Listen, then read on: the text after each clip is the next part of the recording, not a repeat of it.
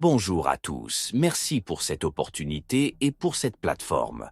Ce que je vais vous partager aujourd'hui, à vous qui m'écoutez, c'est mon expérience personnelle. Je dois la raconter car tant de jeunes hommes pourraient être victimes, ou l'ont déjà été, de ce que je traverse. Je suis un jeune homme, marié, heureux avec ma femme. On vit dans un appartement décent. On n'a pas grand-chose, mais on est satisfait de notre mariage. Tout va bien, grâce à Dieu. J'ai été élevé dans la crainte de Dieu, dans une maison très respectable. À cause de ça, je fuis tout ce qui pourrait me mettre en danger ou compromettre ma vie. Je suis diplômé, je vais bien, je travaille dans une bonne entreprise. Quand j'y travaillais, tout roulait avec ma femme, on venait de se marier. Mais peu après, le Covid a frappé, suivi du confinement. Comme vous le savez, ça a touché beaucoup de monde, moi y compris. Imaginez un homme fraîchement marié qui commence à construire sa vie et puis ce virus arrive. Les entreprises licenciaient à tour de bras et j'ai perdu mon boulot. Pendant plus d'un an, avec ma femme, c'était dur de manger, de survivre. On a tenu grâce à des amis et des parents. Je me battais pour m'en sortir. Un ami m'a aidé à décrocher un autre emploi. J'étais employé à l'inventaire dans une nouvelle boîte. Tout allait bien, je pensais que Dieu me souriait à nouveau. Ma femme profitait aussi de ce que je gagnais. Le salaire était bon, les avantages corrects pour un jeune marié comme moi. Mais un jour, tout a basculé. Il y a eu un problème au bureau. Le directeur, propriétaire de l'entreprise, est arrivé avec des cadres. Ça bougeait partout. Je me demandais ce qui se passait. Je ne comprenais pas. On nous appelait un par un. Ils posaient des questions.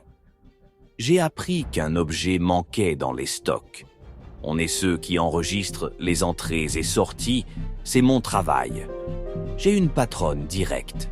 Une femme jeune, entre la fin de la trentaine et la quarantaine, je dirais. Elle n'est pas mariée, et moi, je travaille sous ses ordres. Ce jour-là, avec les patrons là, la police a débarqué. Ils nous ont emmenés, moi compris, en garde à vue. Ils ont interrogé mes collègues, puis moi. J'ai tout expliqué selon mes registres, mais ils disaient qu'un truc de grande valeur avait disparu. Je savais que je n'avais rien pris. Mes comptes étaient justes. Tout correspondait à mes journées de travail. Ils ont fini par trouver les coupables. Et ce n'était pas moi. Mon nom a été retiré. Je ne sais même pas comment j'ai échappé à ça. J'ai juste remercié Dieu, tellement soulagé. Le lendemain, je suis retourné au boulot, reconnaissant. Tout le monde m'a soutenu, surtout ma patronne. C'est elle qui a pris ma défense, disant qu'elle croyait en moi, que je ne pouvais pas faire ça, qu'il devait me laisser. Je l'ai remercié de tout cœur pour avoir été là, pour avoir cru en moi. Ce n'est pas facile de faire confiance dans une situation pareille. 3 jours après, tout était réglé, je reprenais mon travail normalement. Ma femme savait, elle était contente que ça s'arrange. Mais après, j'ai remarqué des gestes étranges de ma patronne. Des mouvements, des regards, comme si elle me faisait des avances. Je les ai ignorés, pensant que j'imaginais des choses. Jusqu'à ce qu'un jour, elle m'appelle et me dise clairement « Je t'aime, j'ai un intérêt pour toi ». J'étais perdu. Intérêt comment? Je ne comprends pas.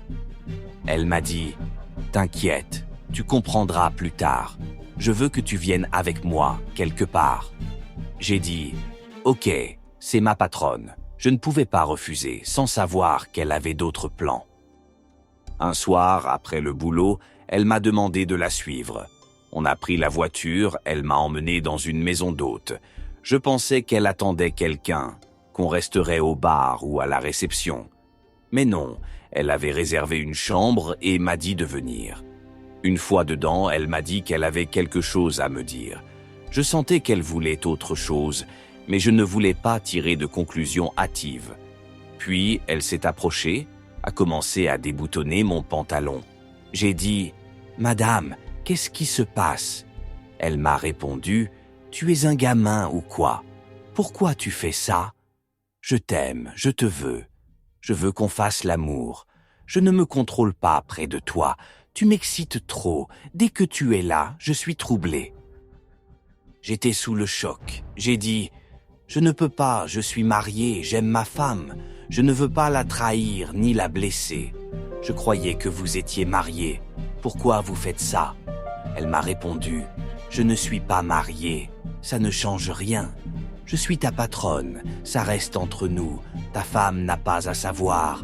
Arrête de faire l'enfant. » Avec mon éducation, je savais que c'était mal. J'ai supplié. « S'il vous plaît, je ne suis pas cet homme-là. Je ne fais pas ça. Laissez-moi partir. » Elle insistait, alors j'ai dû la repousser de force, ouvrir la porte et m'enfuir.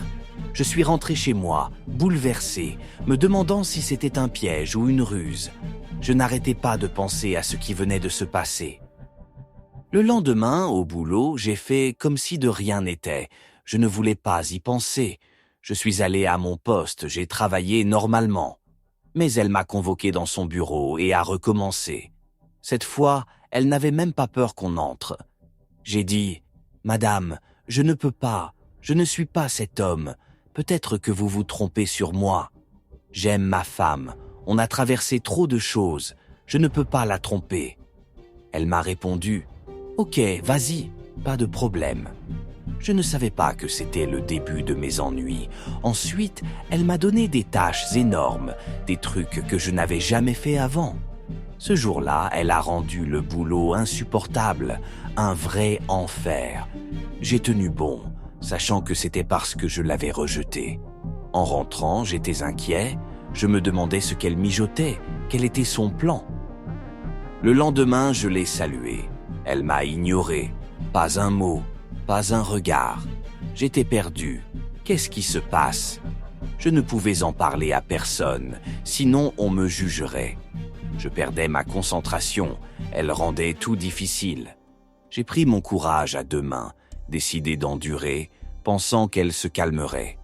Mais non, elle m'a convoqué et m'a menacé. On dirait que tu n'aimes pas ton boulot, que tu es fatigué de travailler ici. J'ai répondu « Madame, comment vous arrivez à ça? J'aime ce travail, je ne peux pas me permettre de le perdre. Je viens juste de sortir du chômage. » Elle m'a dit « Tu as besoin de ce boulot, mais tu ne me donnes pas ce que je veux. Tu te moques de moi. » Je l'ai supplié. « Je ne me moque pas, je suis marié, j'aime ma femme. Comprenez-moi. » Elle a crié. « Et alors? C'est entre nous, qui sait? Je t'aime, je veux t'aider, même te faire grimper.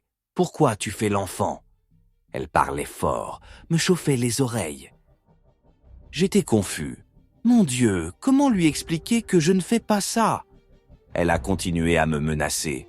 Puisque tu ne veux pas m'écouter, vas-y, ne t'inquiète pas. À la fin du mois, mon salaire a été divisé par 2. J'ai protesté auprès du comptable. J'ai travaillé à plein temps. Pourquoi ce montant?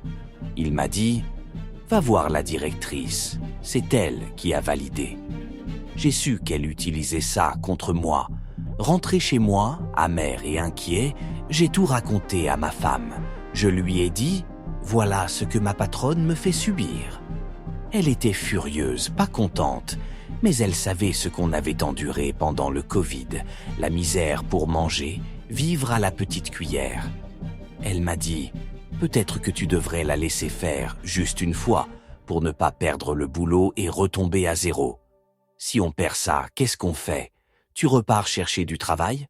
Moi, je peux encaisser une fois. J'étais choqué. Tu es sérieuse? Tu m'aimes vraiment? Qui sait? Peut-être que tu me trompes aussi. Elle m'a calmé. Non, je t'aime, mais je ne veux pas qu'on souffre encore. On est bien maintenant. On ne peut pas revenir en arrière. Le lendemain, après y avoir réfléchi, j'ai décidé de céder, vu que ma femme m'appuyait. Au boulot, j'ai dit à ma patronne « Ok, je suis prêt, mais juste une fois, pas plus. » Elle m'a répondu « Pas de problème, pourquoi tu es têtu?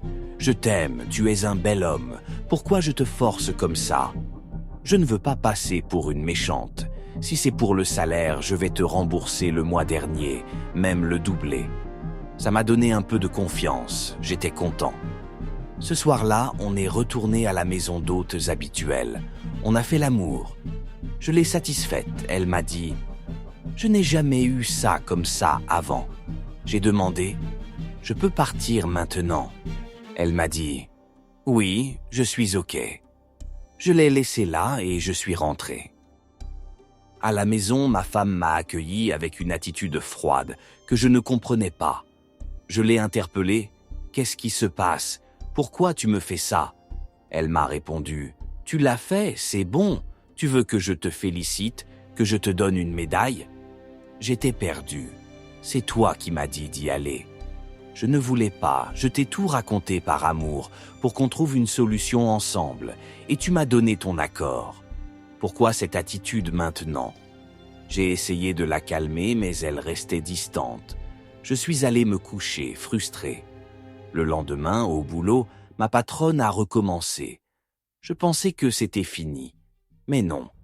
Elle m'a dit « Suis-moi encore à l'hôtel. » J'ai refusé. « Non. » J'ai dit une fois, c'est fini.